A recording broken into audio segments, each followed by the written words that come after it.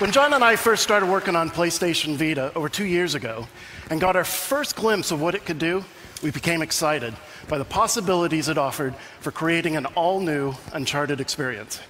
So today we'd like to run through a short section of one level to show you why. Temple of Serpents.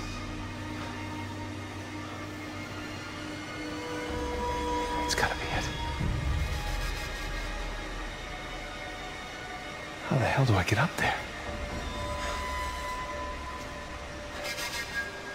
So, as you saw from the Uncharted 3 demo, the bar for production values in an Uncharted game is incredibly high. Everyone knows who Nathan Drake is, how he looks, moves, and sounds. PlayStation Vita had to have the memory and processing power, not just to allow us to get Drake right, but the environments as well. As you can see, PlayStation Vita enables us to use advanced rendering techniques like water shaders and dynamic lighting for casting real-time shadows. But we also knew that gameplay was going to be just as important as the visuals.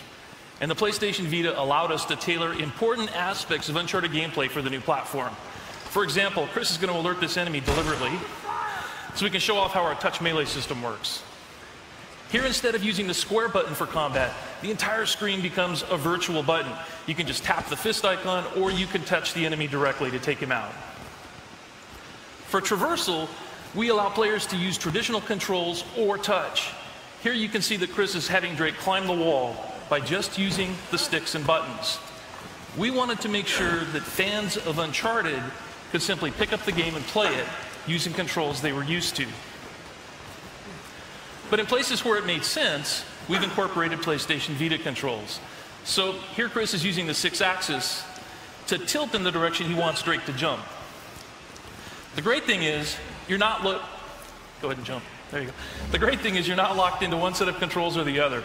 You can tap, use the buttons and sticks, or combine the two. We kind of have a motto, play the way you want. Here's another example. While dangling from these ruins, Chris can either use the stick to swing or simply drag his finger across, and Drake will follow.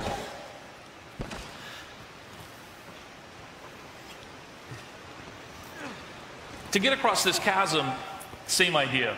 Chris can have Drake jump action style by running and pressing the X button, or he can tap on the ledge and Drake performs a cinematic leap.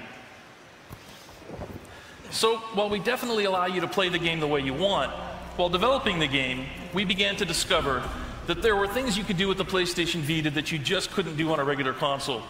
Along these walls, Chris is using a technique we call painting edges.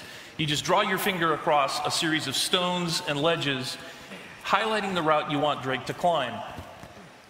You're now guiding Drake in a unique and interesting way. Of course, while tapping edges to climb is fun, tapping an enemy to perform a stealth takedown is more fun. For core combat, we return to the controls that make Uncharted so much fun, starting with 2 dual analog sticks.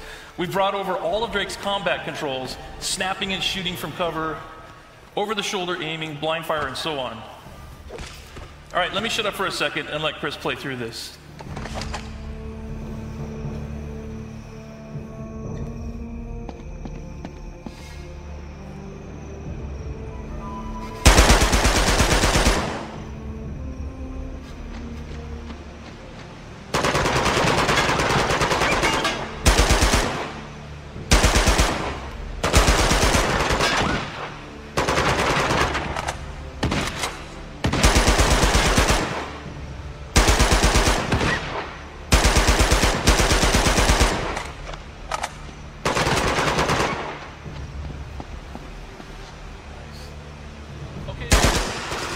But again, where it makes sense, we use touch controls to enhance the core combat.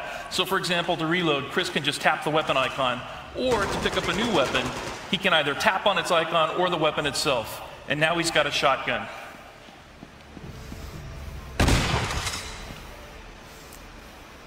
Nice job. Okay, that's our demo.